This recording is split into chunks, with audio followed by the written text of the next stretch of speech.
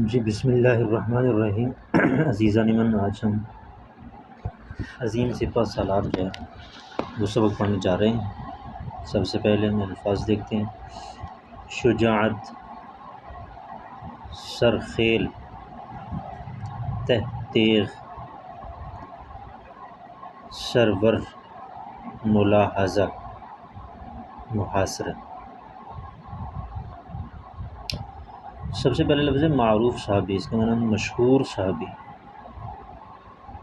اور اس سے آگے عشرہ مبشرہ، ان صحابہ کرام کو کہتے ہیں جن 10 صحابہ کرام کو حضور نے اس دنیا میں جنت کی بشارت سنائی تھی۔ عظیم سپہ سالار کا معنی بہت بڑی فوج کا عظیم کمانڈر، فاتح ایران کو فتح کرنے والے، خوش قسمت ترین یعنی بہت زیادہ خوش قسمت، تیر انداز کا معنی تیز چلانے والے، گہراؤ کا معنی احاطہ کر لیا، گھیر لیا، جان نثار کا معنی جان قربان کرنے والے، اور پشت پر کھڑے ہو کر یعنی آپ کی کمر سے ٹیک لگا کر، غیر معمولی شجاعت کا معنی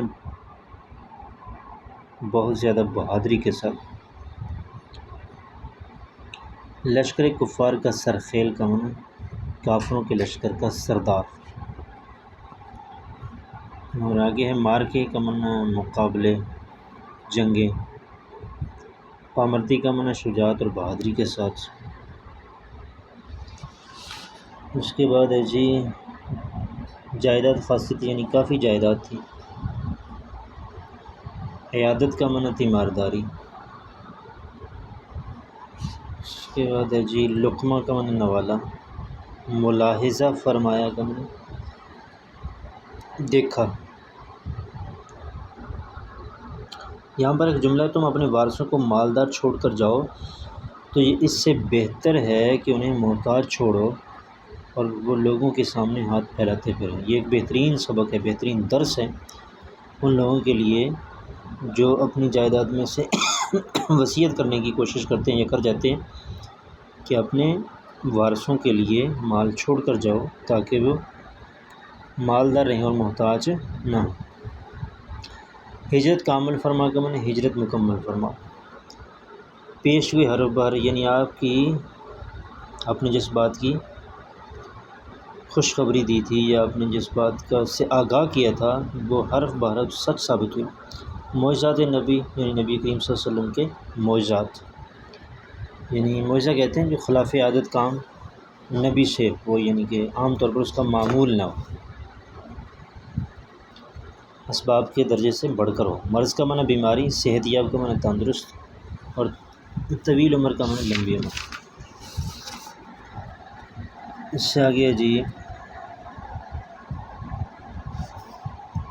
حائل کا معنی رکاوٹ، اولو العزمی کا معنی پختہ ارادہ، اور سبق آموز کا معنی سبق حاصل کرنا، بصارت کا معنی آنکھوں کی بینائی۔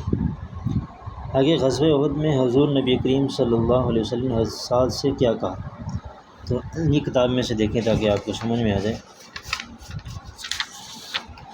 یہاں پر اس کا جواب ہے، حضور نے کہا سعد خوب تیر برساؤ، میرے ماں اور باپ تم پر قربان، تو یہ جملہ تھا۔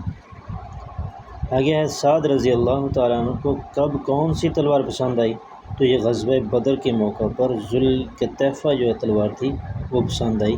کیا وہ تلوار انہیں ملی؟ جی ہاں، پہلے انہوں نے اٹھائی تھی لیکن انہیں نہیں ملی، جب سورۃ انفال نازل ہوئی تو اس کے بعد آپ کو مل گئی۔ یہ دیکھ لیں، ذوالکتیفہ نامی تلوار غزوہ بدر میں فتح کے بعد جب مال غنیمت آیا تو پہلے انہوں نے اٹھا لی، حضور نے کہا وہیں رکھ دو، پھر سورۃ انفال نازل ہوئی، پھر اس کے بعد آپ کو لینے کی اجازت دی۔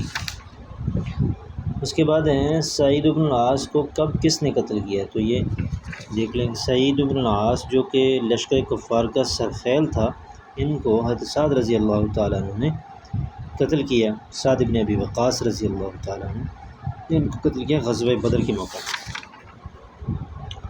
حضرت سعد نے اپنا گھوڑا دریا میں کب کیوں ڈالا، تو اس کا جواب یہاں پر ہے کہ ہر طرف سے مجبور ہو کر دشمن نے دریا کے دامن میں پناہ لے لی تھی، اس لیے سعد رضی اللہ تعالیٰ نے اپنی فوج سے کہا کہ اے برادران اسلام،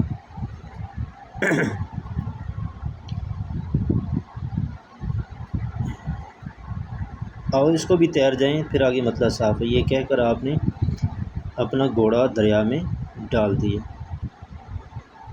اور یہ اس وقت تھے جب ایران کو آپ فتح کرنے جا رہے تھے۔ سعد کس آبدوز کا نام ہے؟